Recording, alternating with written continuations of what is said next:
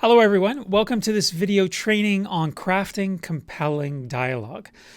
I'm really excited about this training because it brings together 6 key tips for improving or adding dialogue to your memoir. And these are 6 tips that I've used over many years of consulting, working with clients, working with student writers at the university level to make their memoir writing more immediate, more real. And you'll see on the screen in this video, I've got a document here, kind of a worksheet that collects up these 6 tips, plus it has a checklist that you can use as you're going through your revisions to make sure you're doing these things. So if you're interested in getting a copy of this, just comment down below and I'll make sure that gets into your inbox as soon as possible. So you don't need to take any notes here today. I'm just going to go through this. Just ask below for a copy of this document and I'll send it to you. Now, dialogue is only one part of a great memoir. There's so many different moving parts. If you're having trouble maybe going forward or needing some direction, perhaps, I can help. So I have the Memoir Workshop course, which is an online course that you can do at your leisure. And I also include in the Memoir Workshop the coaching program where I read your work, I offer my opinions, edits, and so on to help you improve and push you towards completing the goal of writing this memoir. So you'll see on the sheet, if you, again, comment down below and I'll send this to you. Once you get the sheet, you can see 2 links there. One is a complimentary Zoom call link if you want to schedule with me, and we can chat about how things are going with your memoir, whether you're in the right at the beginning, whether you're in the middle, and just book a time that fits your schedule, and we can chat about that and see whether the Memoir Workshop is right for you. Below that on the sheet, you'll see another link that is to the YouTube video that talks about me, who I am, and more about the Memoir Workshop course and coaching program. So with that out of the way, let's turn to the 6 tips about crafting compelling dialogue. So the first one is it's a basic one. Show the dialogue. One of the easiest ways to see if someone is doing enough dialogue is simply to scroll through the prose on the page and look for the quote marks. And sometimes I can go 5, 10 pages through someone's memoir manuscript without seeing anybody talking. There are no quote marks anywhere. And that's a problem. That's a sign that you're not showing the dialogue. So make sure that you replace any description of dialogue. Mother said he was a bad boy. That's not mother actually saying it, but that's a description of it. You're replacing that with the actual quotations. We want to hear mother say that. Number 2 on the crafting compelling dialogue list here is to keep it real. So that's using, authentic dialogue that reflects how people truly speak. My father speaks differently than my brother does. And if I'm writing about my past, I'm going to try to capture the way they speak, the things that they speak about, the sayings that they commonly fall back on, and so on. You might have a memory issue. I know that some of these conversations happened 20, 30 years ago. Approximate it.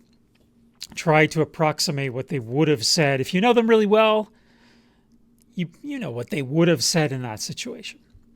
So number 3 is subtext. So some people see dialogue as, just saying things on the surface level or providing information to the reader through dialogue.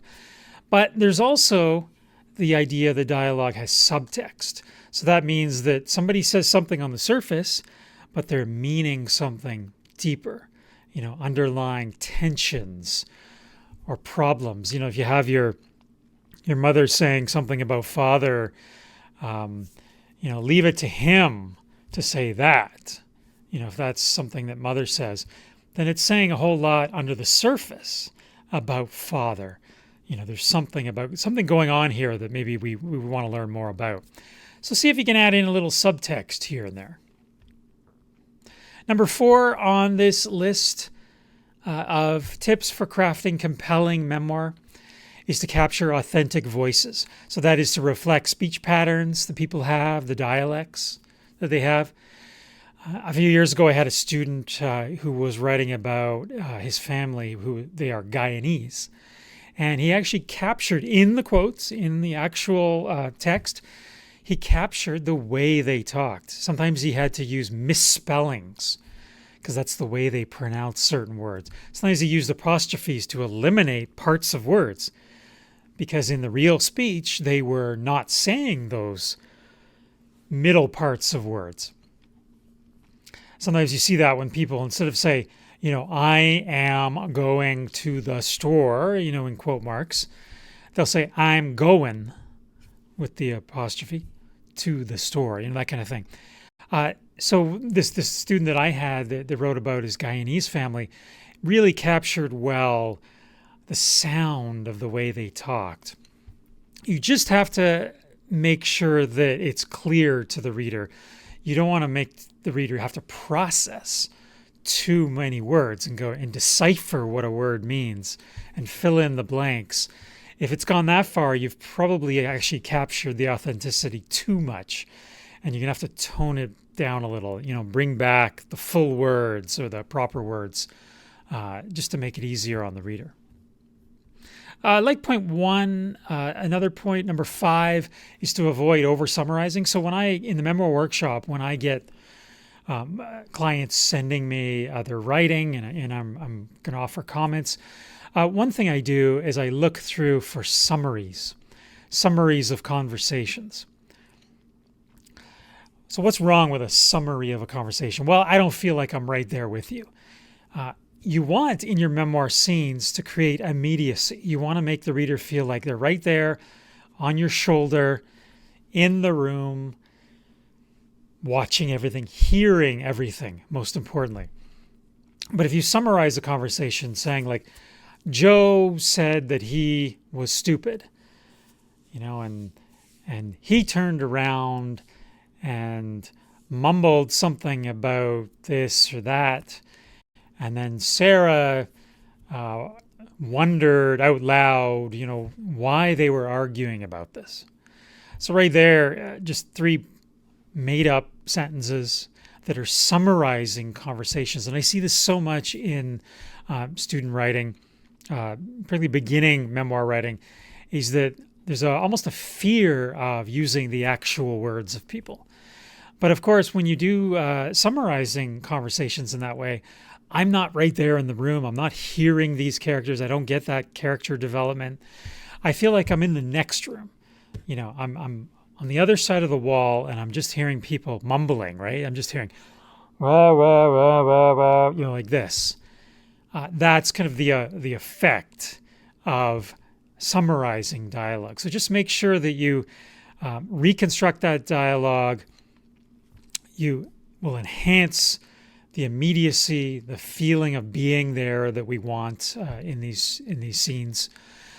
Now, if your memory fails, and all of our memories fail at some point, you may have to reconstruct it, but don't make that memory issue something that causes you to then go and summarize. Don't fall back on summary, because then we won't feel like we're there with you in the room with your family, your friends, and so on. And then finally, number 6 on the crafting compelling dialogue tips is to balance dialogue and description. Lately, I've noticed, and I think it might be the influence of television and film, and particularly on younger memoir writers, is that rather than over-summarizing, they actually do the opposite. And that is that they don't have any prose of their own. It's all just people talking. It's like a movie script. It's like a TV script. It's just talking after talking after talking. He said, she said, he said, she said. And that's fine to have that kind of dialogue. I don't want to discourage that because I think the summary thing I talked about earlier is a worse issue. But sometimes what we need is in between the talking, the he said and the she said, we need some description of facial reactions to what people are saying, physical descriptions of the body, hand movements, because people are not simply talking at each other, like robots, just sitting straight or standing straight. They are moving around. They're changing locations in the room. They might be doing something like cooking, like frying some bacon on the stove while they're talking. So just make sure that if you go through, you can go back to your scenes. If you see just a lot of quotations, people talking, try to intersperse between them just some of your own words about what you're seeing physically from those people. And that will enhance the scene's vividness. So those are my 6 tips for crafting compelling dialogue. This sheet, again, you can get this sheet if you just comment below the video. I'll send that to you by email. It has the specific dialogue integration techniques, and importantly too, it has a checklist. So all the things I just told you about, here's a checklist. You can see there on the screen. Things like authenticity, purpose, clarity, and balance, and so on. And you can take that list as a reference, and while you're revising, don't do this during the drafting stage. Your drafting stage should simply be getting words on the page. But later, when you're going back to revise, have this by your side and just check things off and say, have I done this? Have I done that? And I think most importantly, and I mentioned this phrase earlier in this video training, is to transport your readers into the room. And to do that, there's a lot of other things that are required to do that. But dialogue is really important because we have to hear what's going on in the room. So just make sure you're transporting us to the room you're in with that direct dialogue. And think about a number of these 6 points. So again, just comment below this video to request a copy of the sheet, and I'll send that right over. And again, you'll see at the top details about the Memoir workshop. There's a link in that file for having a meeting with me, totally free. Don't worry about, there's no cost there. We can talk about whether the Memoir workshop is right for you. And also, if you don't want to meet with me, but you just want to check out more about myself and the Memoir workshop course and coaching program, the link is on there. So I hope this video has helped you, and I'd like to hear your comments about some of these points.